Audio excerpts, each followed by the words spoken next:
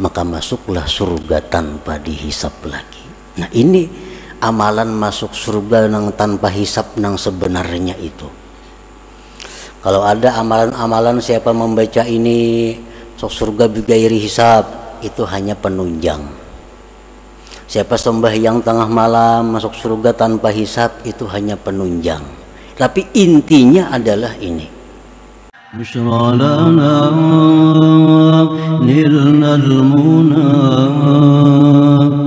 Bismillahirrahmanirrahim. Hikmah yang ke-22 dari Al-Hikam Al-Ata'iyah. Berkata pengarang Al-Imam Ahmad bin Ata'illah As-Sakandari rahimahullah, ma min nafasin tubdihi illa walahu qadarun fika yumdihi. Yang artinya tidak ada daripada napas, tidak ada daripada nafas yang kamu tampakkan, yang kamu zahirkan, yang kamu keluarkan, melainkan bagi nafas itu ada takdir pada engkau yang Allah lalukan. Itulah arti daripada hikmah yang ke-22 ini. Yang maksudnya adalah inna anfasaka wa anfasa ghairik qad ammahal qadar. Sesungguhnya napas-napas engkau dan napas-napas selain engkau sungguh telah meliputi akan dia oleh takdir. Jadi seluruh napas-napas kita ini dan nafas-nafas orang lain itu semuanya tidak lepas dari takdir Allah.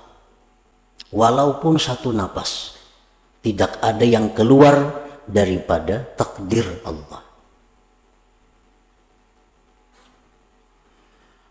Wala yasduru minka wa min ghairik illa ma sabaqa bihi ilmuhu wa qada'uhu subhanah.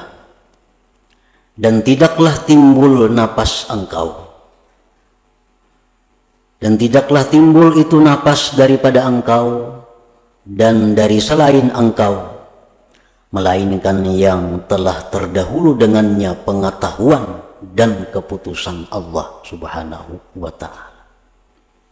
Artinya seluruh napas kita ini dan napas orang-orang lainnya itu sudah dahulu kala diketahui oleh Allah dan sudah dahulu kala ditentukan oleh Allah subhanahu wa ta'ala. Falazimaka an tardha biqada'ihi wa qadarihi, maka wajiblah engkau bahwa ridha dengan keputusan Allah dan takdir Allah itu. Wajiblah engkau ridha dengan apa-apa yang ditentukan dan ditakdirkan oleh Allah.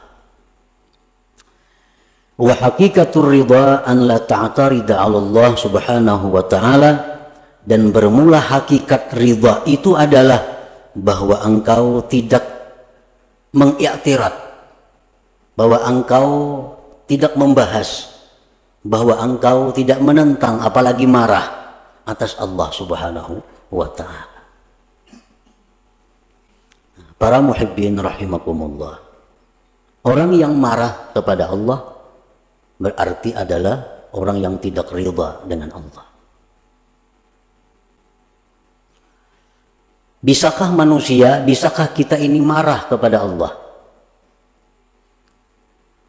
Allah di akhirat nanti akan menanyakan kepada kita, wahai Fulan bin Fulan, engkau pada hari anu, jam anu, kenapa marah kepadaku?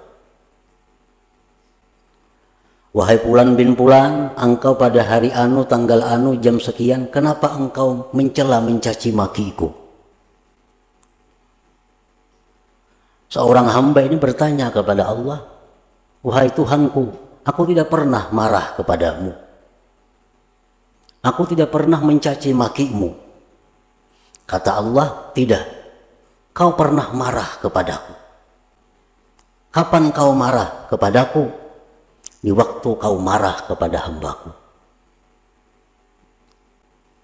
Kapan kau itu marah kepadaku? Di waktu kau marah kepada hamba-hambaku. Kapan kau mencaci maki aku? Ketika engkau mencaci maki hamba-hambaku. Nah, para muhibbin rahimakumullah, berarti kalau kita ini benci kepada hamba, kepada makhluk Allah, sama dengan benci kepada Allah. Kalau kita mencaci maki hamba Allah, makhluk Allah, pada hakikatnya kita mencaci maki Allah. Rasulullah SAW bersabda, la tasubbud dahra fa innallahu wad-dahru.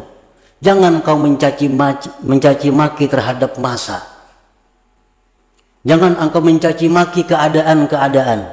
Sesungguhnya Allah itulah yang mencipta keadaan-keadaan itu. Nah, para muhibbin rahimakumullah.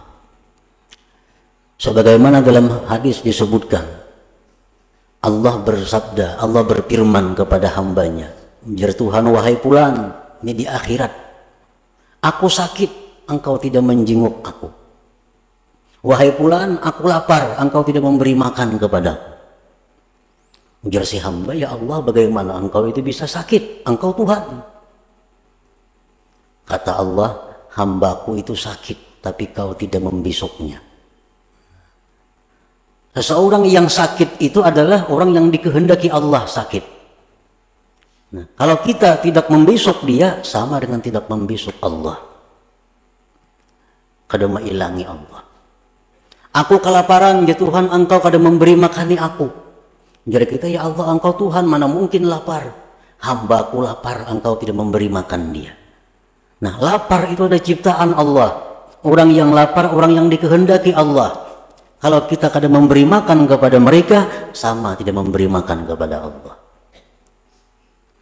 Nah, jadi sangkut pautnya dengan yang kita baca ini adalah bahwa kita wajib ridha dengan apa yang ditentukan oleh Allah Subhanahu wa ta'ala, karena setiap napas kita dan napas selain kita itu pasti ada takdir yang meliputinya. Para muhibbin rahimakumullah, Allah Subhanahu wa ta'ala berfirman, "Wallahu khalaqakum wa ma ta'malun." Allah yang menciptakan kamu dan menciptakan segala perbuatan kamu. Itu Al-Quran. Bila mana kita belajar tauhid sifat 20 umpamanya, atau yang lebih tinggi daripada itu, kita mengenal tauhid af'al. Nah, kita mengenal tauhid af'al. Arti tauhid af'al itu apa? Mengesahkan perbuatan-perbuatan. Maksud mengesahkan perbuatan-perbuatan itu apa? Mengitikadkan di dalam hati bahwa tidak ada perbuatan dalam alam semesta ini melainkan perbuatan Allah Subhanahu wa ta'ala. Nah, itu tauhid af'al. Kita wajib mengitikadkan di dalam hati kita bahwa apa-apa yang berbuat pada alam semesta ini itu adalah perbuatan Allah. Kalau kita kada mengitikadkan demikian, kita kada beriman. Nah, kita kada beriman, kita kada tergolong ashabul yamin. Seluruh perbuatan yang kita lihat, kita dengar di alam semesta ini adalah perbuatan Allah Subhanahu wa ta'ala. Nah, ini tauhid af'al ngarannya. Itu wajib kita mengitikadkan itu di dalam hati. Nah, af'al ini, perbuatan ini asarus sifat, bekas sifat. Perbuatan itu adalah buahnya sifat. Dari sifat timbul af'al. Kita melihat tukang begitu pandai membangun sebuah bangunan, itu af'al tukang pada zahirnya. Nah, kehebatan tukang maulah bangunan itu tentu bekas daripada ilmu yang ada dalam dirinya. Ilmu sifat. Ilmu sifat. Jadi karena adanya sifat ilmu dalam diri si tukang ini, timbullah perbuatan membuat gedung, membuat rumah yang bagus. Nah, jadi af'al itu adalah keluarnya di sifat. Nah, kita kembali bahwa seluruh perbuatan ini adalah perbuatan Allah. Seluruh perbuatan adalah perbuatan Allah. Dan perbuatan Allah itu, fi'il Allah itu bekas dari sifat Allah. Bekas dari sifat Allah. Dan sifat Allah itu banyak. Sifat Allah banyak. Tetapi kesimpulan dari banyaknya sifat Allah itu dibagi dua. Ada sifat Allah yang dinamakan Al-Jamal, ada sifat Allah yang dinamakan Al-Jalal. Al-Jamal ini artinya keindahan, keelokan. Seperti apa sifat-sifat yang dalam kelompok Al-Jamal ini? Sifat pengasih, penyayang, pecinta, pemelihara, pemberi, pemaaf, pengampun. Itu sifat-sifat keindahan, keelokan. Yang kedua dinamakan sifat Al-Jalal, sifat kebesaran.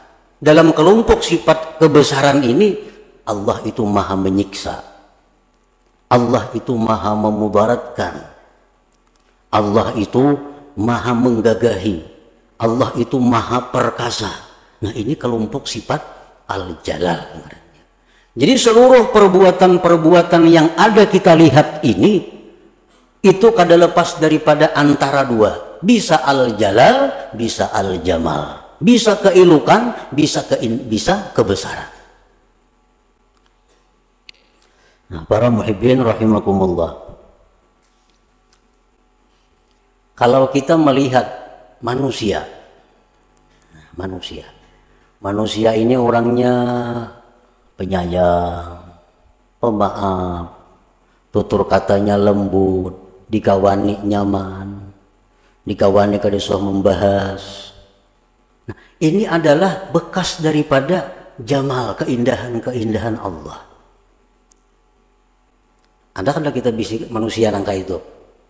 Pasti ada. Manusia-manusia yang tutur katanya lembut, orangnya pemurah, orangnya penyayang, orangnya kada penyinggungan, orangnya kada pengarasan, orangnya kawa diatur. Ada kada manusia macam itu? Ada. Nah, ini adalah sifat-sifat yang nampak pada orang itu, sifat keelokan Allah. Nah, kalau kita berhadapan dengan sifat keelokan ini, kita dengan mudah ridha kepadanya, senang. Dengan mudah ridha kepadanya. Tetapi kita kadang-kadang ada berhadapan dengan perbuatan-perbuatan makhluk Allah yang merupakan sumbernya dari jalal kebesaran Allah. Orangnya kasar, salah sedikit tersinggung, salah sedikit bisa kada memberi, salah sedikit bisa menghantam. Ada kada manusia macam itu? Ada. Kalau kau tersalah, kalau kamu.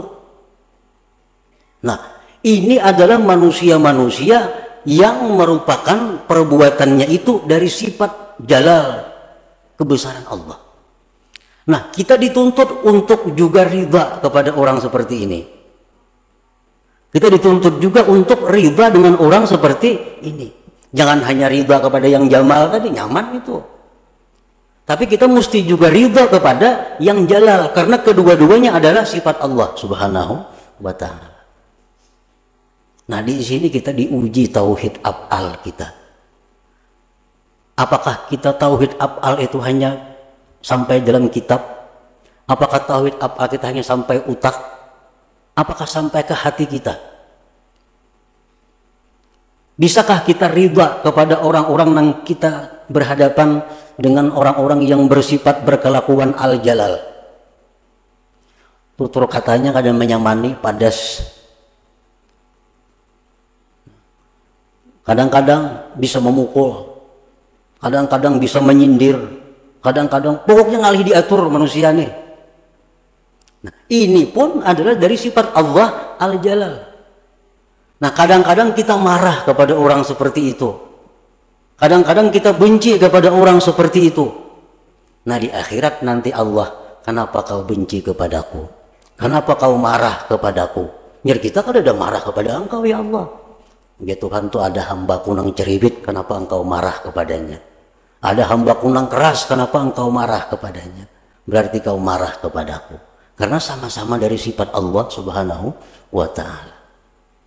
Nah inilah kita dituntut dengan ridha ini. Falazim maka antarda biqadaihi wa qadarihi wa hakikatur ridha an la ta'tarida 'ala Allah subhanahu wa ta'ala. Anak, kadang-kadang anak kita ini macam-macam. Ada anak yang merupakan percikan daripada jamal Allah.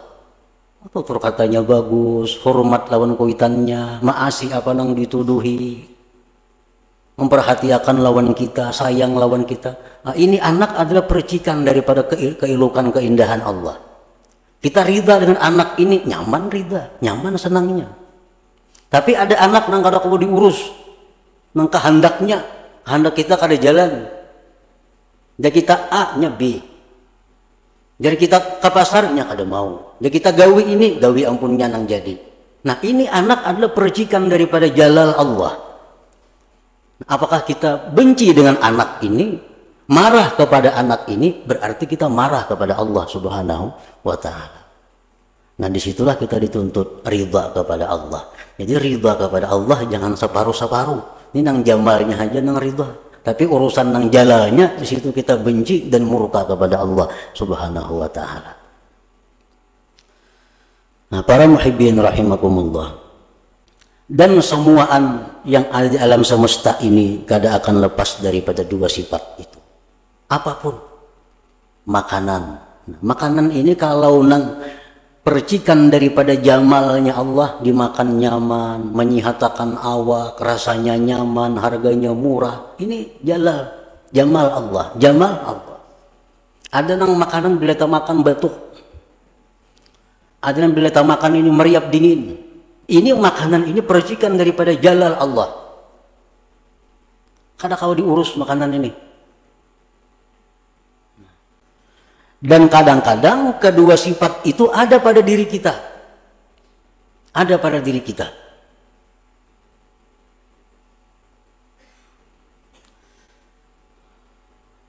Nah jadi jangan sampai engkau itu menentang atas Allah. Jangan sampai engkau itu marah kepada Allah. Jangan sampai engkau benci kepada Allah. Karena nanti di akhirat kita akan ditaubih oleh Allah. Napa taubih artinya ditumpalakakan oleh Tuhan bahasa kitanya. Ikam Tuhan waniknya menyeriki aku lah. Waniknya ikam ini mendendam lawan aku lah. Jadi kita asal ada mendendam engkau ya Allah. Nah ya Tuhan ikam dendam lawan hambaku. Ikam dendam lawan pulan bin pulan. Engkau marah dengan pulan bin pulan. Padahal itu adalah merupakan perbuatan daripada aku.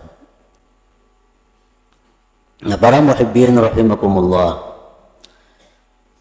kalau kita berhadapan dengan satu kemunkaran, dengan satu kemaksiatan, nah di sini yang perlu kita terapkan di dalam hati kita dan di dalam zahir kita, munkar. Allah menyuruh kita membenci yang munkar.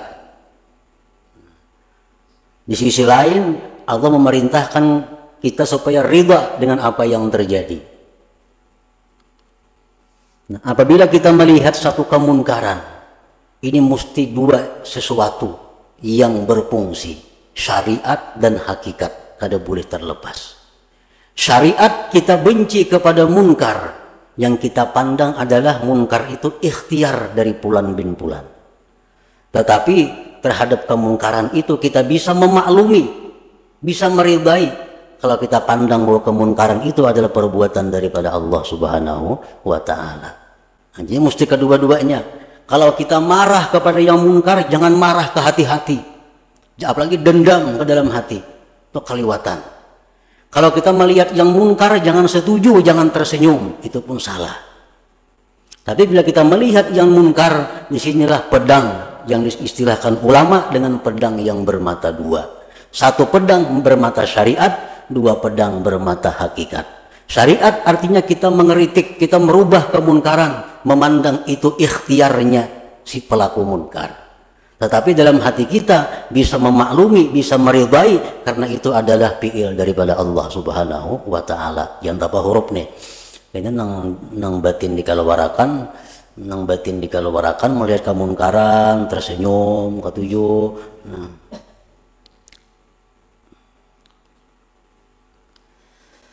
Nafa ampasuka ma'dudatun wa mahsubatun fa idza intaha akhiru ampasika rahalta ila akhiratika wa tarakta ad-dunya wa zinataha wa ma ahbabta biha min malin wa jahin wa ahlin wa ghairiha.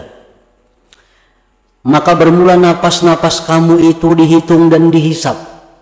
Napas kita ini Allah ada hitungannya, berapa triliun kali kita bernapas sepanjang umur. Ada yang diberi jatah bernapas 1 miliar kali. Allah mampu menghitung napas seluruh makhluknya. Ada orang yang diberi jatah oleh Allah, engkau diberi jatah oleh Tuhan bahwa bernapas cuma 1000 kali, habis itu pasti mati. Ulahkan napas buatan, kadang kalau dibuat-buat napasnya itu ulahan Allah. Napas engkau itu dihitung oleh Allah dan dihisap. Bila habis akhir napas engkau, berarti engkau pindah ke akhirat engkau dan engkau tinggalkan dunia dan perhiasannya dan yang kau cintai pada dunia daripada harta, kedudukan, keluarga dan lain-lainnya. Wa idza kanatil anfasu ma'dudatan wa mahsubatan fama baluka bi af'alika wa aqwalika wa khatarati qalbik. Apabila napas kita itu dihisap oleh Allah, napas dihisap. Ikan dia Tuhan bernapas sekian kali sehari, kemana digunakan napas itu? Nah, bila napas itu dihisap, apalagi perbuatan kita, apalagi perkataan kita, dan apa-apa yang dibicarakan oleh hati kita. Qala ta'ala inna sam'a wal basara wal fu'ad wa kullu ulaika kana anhu mas'ula. Pendengaran, penglihatan, hati, seluruhnya itu akan ditanya oleh Allah Subhanahu wa ta'ala. Qala sallallahu alaihi wasallam ma min 'abdin yakhtu khatwatan illa su'ila anha ma arada biha. Tidak ada dari seorang hamba yang melangkah satu langkah melainkan dia akan ditanya di akhirat nanti, langkah itu kemana, untuk apa. Kita ini bakunjang, balangkah, salangkah, itu ada catatannya di sisi Allah dan akan ditanya, engkau pada hari anu jam anu melangkah untuk apa.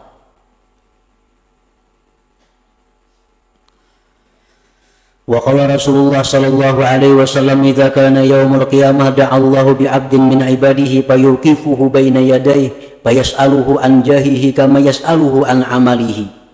Apabila hari kiamat terjadi, Allah memanggil dengan seorang hambanya dari hamba-hambanya. Allah dirikan hambanya itu di hadapannya. Allah tanya hambanya itu tentang pangkatnya, sebagaimana Allah menanya daripada perbuatannya. Nang berpangkat-pangkat itu ditanya Allah juga.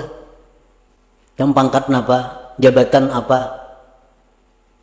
Di mana ikam dapat jabatan itu, dengan jalan apa? Kemana ikam menggunakan jabatan-jabatan itu? Ditanya oleh Allah. Menjadi pembakal, menjadi camat, apalagi bupati, apalagi nang ke atasnya. Bukan inting, itu akan ditanya dengan jalan apa engkau dapat jabatan itu.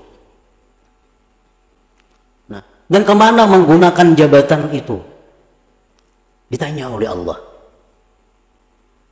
Dengan apa dapat jabatan itu? Kayak apa caranya minta jabatan? Imbah menjabat bang, kayak apa kelakuannya? Pejabat-pejabat yang paling celaka itu adalah pejabat-pejabat yang mempersulit umat Nabi Muhammad sallallahu alaihi wasallam. Pejabat pembakal kah? Jangan mempersulit. Bila mempersulit, Nabi kita mendoakan sulitkan mereka di akhirat. Bah, kalau sudah Nabi mendoakan itu sudah kiamat. Nah, pejabat-pejabat itu ya Nabi mudahkan atas umatku urusan mereka. Jangan dipersulit. Kalau mempersulit, Allah akan menyulitkan kamu di akhirat. Kalau Allah menyulitkan di akhirat, pasti akan binasa. Orang mula KTP, jangan tapi dipersulit. Maulah kartu keluarga, maulah apa, maulah mengirim proposal, jangan dipersulit, apalagi diintai duit. Kenapa? Bahayanya. Amunnya beriman, takutan itu. Cuma karena tipisnya iman, ya gawian nangka itu. Dikiranya Allah itu buta. Dikiranya Allah kada menghitung. Dikiranya Allah kada menghisap, padahal Allah akan menghisap, menanya.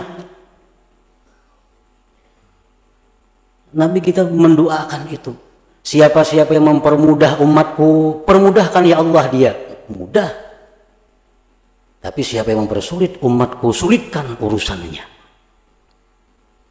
Ini orang maulah surat apa, dipersulit, mengkau dipersulit, persulitnya aja kayak apa, bulik-bulik orang 4-5 kali bulik.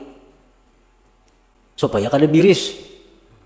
Mestinya orang-orang diberi Allah jabatan itu, diberi amanah itu untuk mempermudah, mempernyaman umat Nabi Muhammad Sallallahu Alaihi Wasallam. Mengatakan pembakal-pembakal, camat-camatnya, hendak selamatnya, hendak selamat. Jangan menyulitkan, jangan menyulitkan. Kenapa? Sebabnya ini mereka ini digaji oleh yang dipersulit ini. Mana orang sudah menggaji dipersulit pulang lah. Nah, itu yang Nabi kita marah besar kepada mereka itu.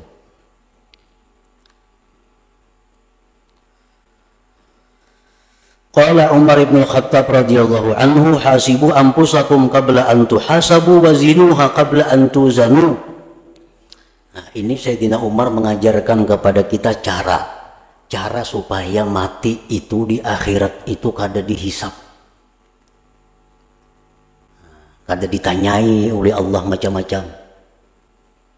Sayyidina Umar mengajarkan ke Sayyidina Umar, hisaplah diri kamu sebelum dihisap orang. Nah, kita hisap berdahulu. Kita hisap berdahulu. Karena di sana kita kada dihisap orang lagi. Bila kita di sini kada menghisap, di sana kena hitungannya ngalih. Nah, bagaimana cara menghisap diri itu? Bagaimana cara menghisap diri? Bagaimana cara muhasabah yang sebenarnya? Wa innama hisabuhu li nafsihi ay yatuba an kulli ma'siyatin qabla al-maut taubatan nasuha wa yatadaraku ma farata fi faraidillah azza wa jalla wa yaruddu al-mazalim ila ahliha wa yastahillu kulla man ta'arrada lahu bi lisanihi wa yadihi hatta yamut hadha yadkhulul jannata bighairi hisab. Menghisap diri itu adalah artinya tobat dari tiap-tiap maksiat. Tobat nasuha, jangan tobat bebulikan. Tobat nasuha, satu. Yang kedua, bayari hutang-hutang kepada Allah. Hutang puasa, hutang sembahyang, bayari hutang nazar. Kembalikan kezaliman kepada pemiliknya.